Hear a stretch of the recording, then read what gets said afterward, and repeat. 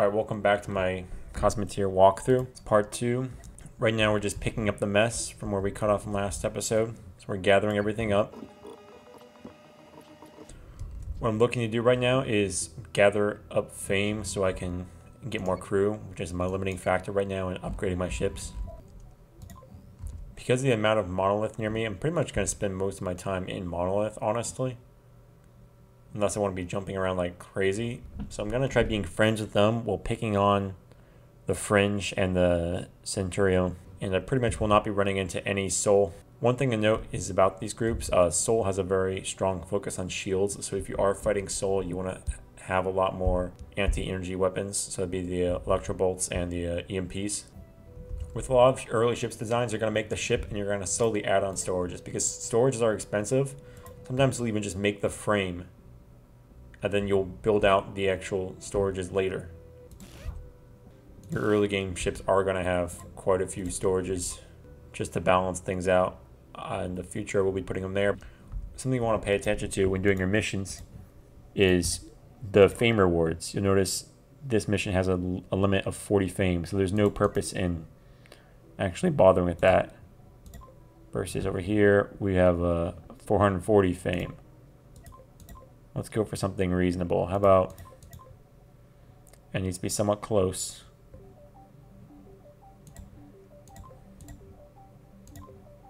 You can favorite the missions. That way you can focus on them.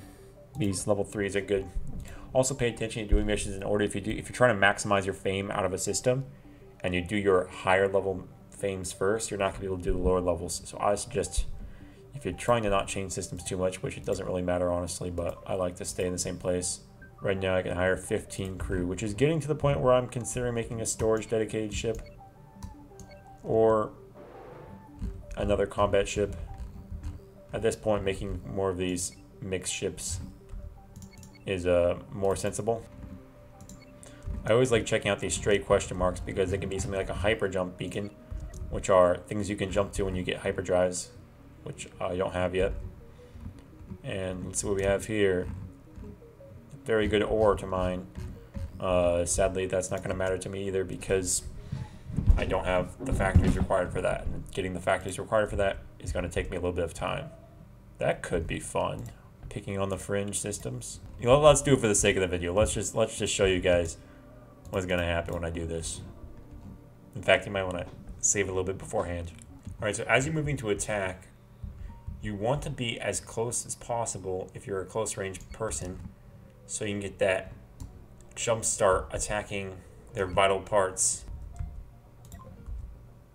Send him in, boys. Went for his weapon right away, so he has no way of defending himself now. And now we can target.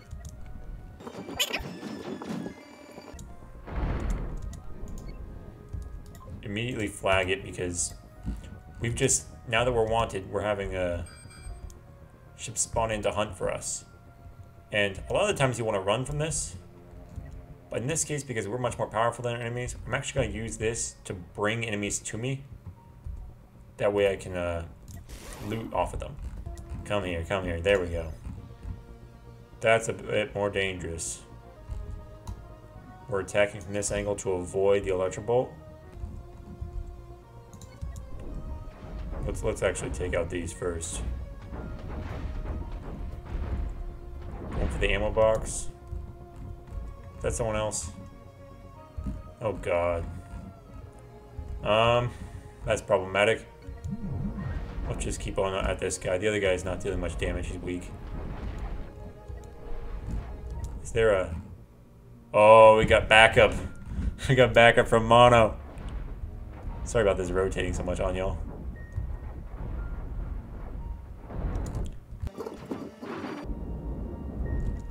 Let's keep throwing down those markers. He seems to be a good friend of ours. That guy's really helping out. And taking all that missile damage for us? Nice. Let's just target for the gun in this case.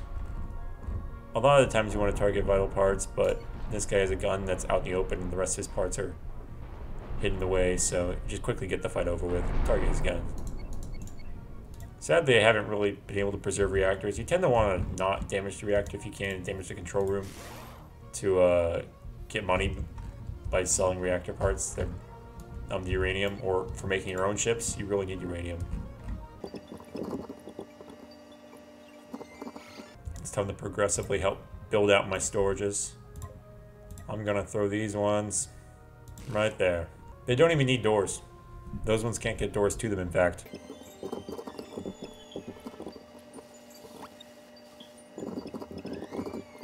I'm gonna try making this ship bigger. We can hire, let's see how many crew we can hire out. 16. So you notice at this stage, I'm very reactor limited. I don't have the money to make big purchases to buy uranium. So that reactor is my limiting factor. But what I can do is use non-energy weapons. So let's see about adding cannons onto this. Here's what we're gonna do. Take out those weapons. I'll strip it down a little bit. Why I did that is because I want to be able to shield things.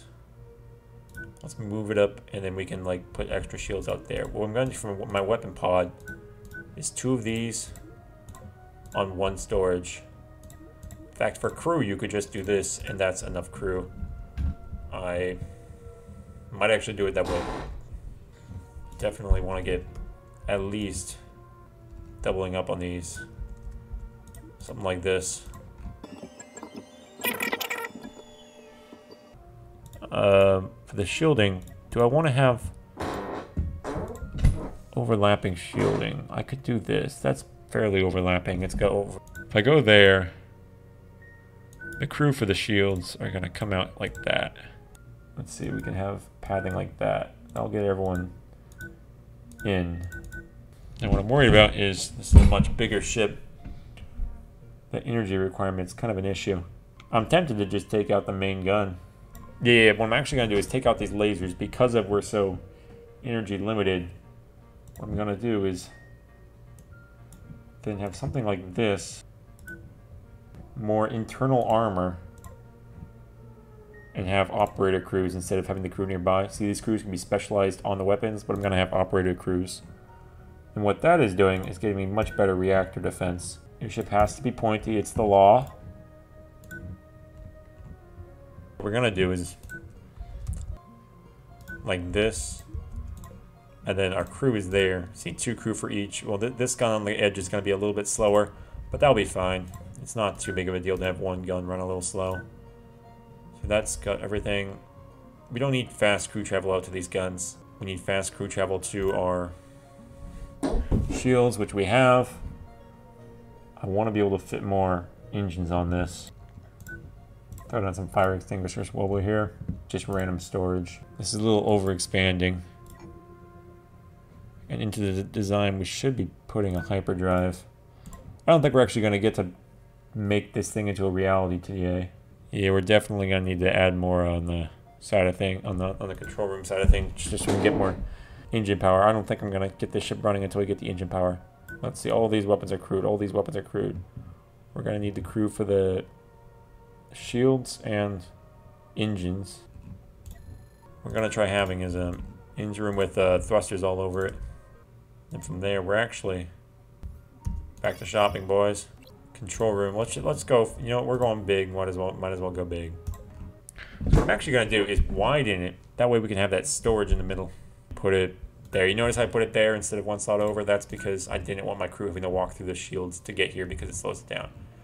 I also do not need any doors to any of the engines because they get automatically fed. Alright, we're looking like serious crew needs. Don't always trust that, but like we need 1, 2, 3, 4, 5, 6, 7 crew to operate. And we're gonna need energy crew, and we also still want to be able to produce our own ammo. Let's actually start by throwing down crew for the reactor.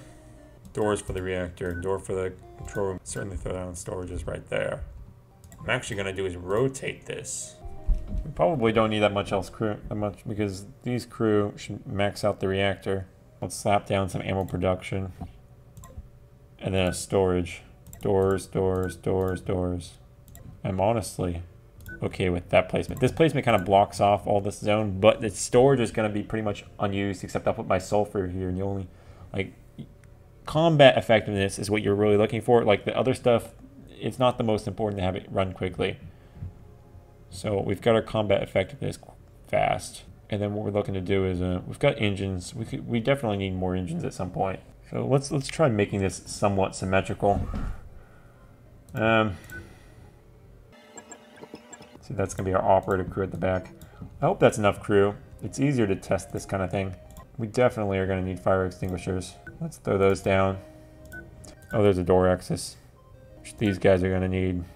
That's more than enough storage to start off. Yeah, you can see this is definitely outside of my price range. I think I've overstepped myself. Well, this is gonna take quite a bit to get this ship functioning.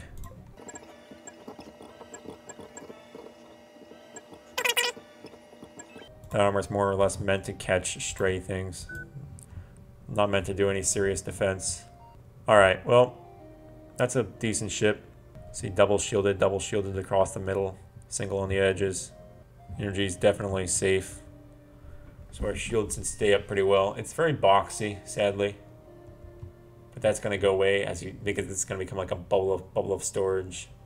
And these are going to get widened, maybe to put in more engines. Right now the issue is this is well out of our price range. And our crew. Hopefully in the next episode we'll be able to save up enough stuff to get to this. Maybe I'll do a little bit of a montage of killing different things and getting bounties so I can get the money. It's not all going to be in money, it's going to be picking up a lot more storages and carrying more in steel. But let's save the ship design and show it off in creative. While we're in creative, might as well set up the crew management. Actually, let's start off with assigning our crew to the weapons, that they work. The reason I assign these guys to the one weapon and not both is because I don't want them walking across to feed the other. So you can see they're just going to work for their one weapon. One guy drives it, the other puts the ammo in. These guys, it's 3, so it's just going to be a little bit chaotic. That's not the best, but we'll live with it. This is going to be much less efficient. What we're actually going to do is make these guys only battery. What that is going to do is force our operators to take everything else, and then all of these guys are going to be our almost exclusive. They're going to exclusively work on the batteries. As you notice, I have my roles. I'm going to explain that in a crew video, which should come out tomorrow or the day after. I keep putting it off. Sorry about that, but it's just I'm trying to include too much. I need to split it into parts. You're probably going to get our part 1, part 2. Next thing we need to do is manage our storages. All the gun storages need to be all ammo. Let's do a restock all resources. That's if you're testing something and you want to see what it looks like. There you go. The reason I only have one factory is because the factory is not maintaining us in combat. In combat, we're going to use the ammo. We have plenty of ammo. The factories who are after combat and in between combat, the factory is going to be running and slowly chugging things out, which does point me to an issue. Those guys are going to run the factory because the only battery guys are only going to run batteries. So these guys are going to run the factory. So make sure nobody's carrying ammo from here all the way to these guns. So there we go, and there we go.